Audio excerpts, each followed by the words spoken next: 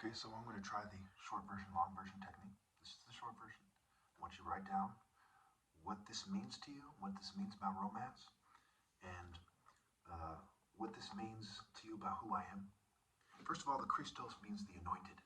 Okay, most people don't truly grasp that. It's hidden there on purpose because the Bible is Bible to control the rate of understanding. It's a long book, it's confusing. You're relying on various factions of interpretations. People bounce from one faction to another quite often. They don't know who to listen to. And the end result, the expected outcome, and you'd be shocked if it didn't play out that way, is when someone finally does get it, the masses of guys who are in Christian groups that are allowed work together to screen them out, okay, one way or another, okay, wittingly and otherwise. So number one, a divine verdict is on the lips of a king. His mouth must not err in judgment. Proverbs 16:10, the Christian Standard Bible. Now we also see that the other versions talk about it's an oracle, but this is the most logical interpretation. The lips of the king speak as an oracle. Like, what's he talking about? Is he some kind of pagan oracle or something? No, it's a divine verdict. Okay. So we have Proverbs 16:12. The throne is established in righteousness. The kings detest wrongdoing, for the throne is established in righteousness. Right.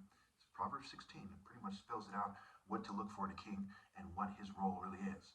But if you still don't get it, there's Isaiah, okay, where he says the throne is established in mercy, faithfulness, and love, depending on which version you find. So the king establishes who he is, right?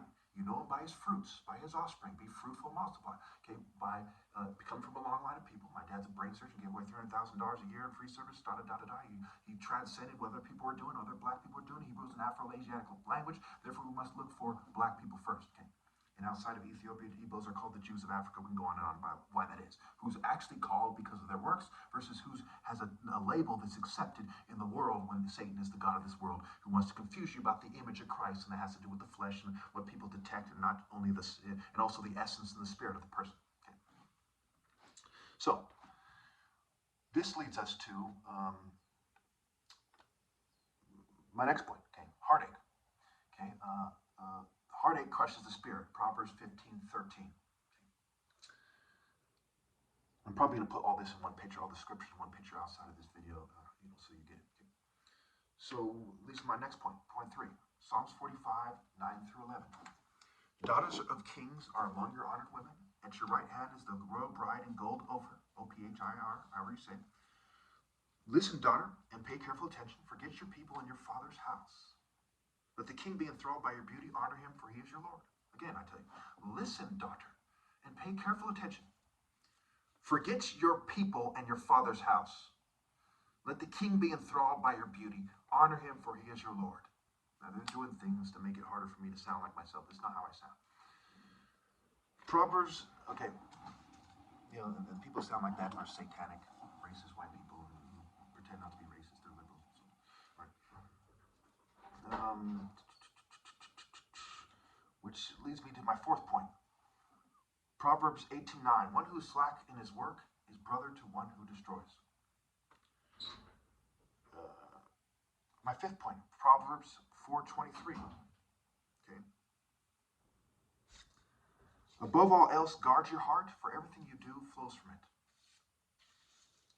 Which leads to my sixth point, Genesis 2:8, where God says that it is not good for him to be alone. Let us make for him a suitable helper. So we've established what God's work is. All women should be looking for the ideal man, and they should respect his judgment on whether or not they're worthy. Honor his judgment, for he is your Lord. Honor him, for he is your Lord, and a divine verdict is on his mouth. Not only this is what the most righteous person thinks you should do, but his verdict is from God. When he says, hey, I'm trying to get to know you, you have to say, okay, you can get to know me. Okay, I'm going to do what you say. Because that's God telling you through the king, to be his wife. Okay? Or to do whatever he tells you to do. Number 7, you can imagine why the clan used to hang people and yell, stay away from the white girls, because Amos 9:7, the Ethiopians are the same, the Cushites, the black people are the same as the Jews, and so on and so forth. Okay? And Hebrew's an Afro-Asiatic language, right? Israel's right next to Egypt. We look at the history of migrations of people, the Cushites. Cush begot Nimrod, Nimrod fought at Babylon. In the Babylonian area is Ur. These people are mixed with black. Abraham, A-B, Alpha B, Ra, Ham. We go on and on. Okay? These are black people that migrated from Africa to Babylon. Okay, then Abraham comes later, the Shem and the Hamites mix together, and they comes back. Okay, before they were Jews, they were just people under the sex cult rule of the Cushites. Okay, do the math. Okay, these are black people that migrated from Africa with an African patriarchal line that migrated, found their way back, through Joseph and Jacob, okay, who died in Egypt, incidentally, into Egypt, and then through Moses and Aaron, they migrated back out into Israel. Okay, these are black people. It's an Afro-Asiatic language. What don't you get? Amos 9:7. It's open and shut. All right. Number 7. Man, specifically with an African patriarchal line, their fathers are African. And they're mixed like me. I'm half white, half black. They're mixed. My mom resembles Jews. We go on and on about why that is.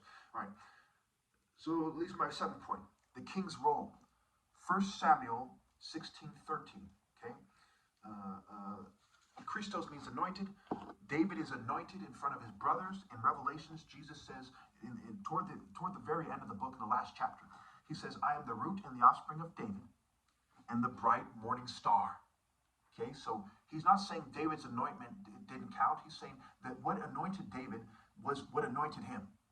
Okay, he is anointed in the same way as David. He is the true king. And that's why the Jews say, we have no king but Caesar. Okay, when they're talking to Pilate. Because it's who's the king. Okay, who's anointed. Okay, in every generation there's a king. And of course, the Jews have rejected this idea. The people who are known as Jews have rejected this idea. Who among them is their king? To this day, they reject that idea.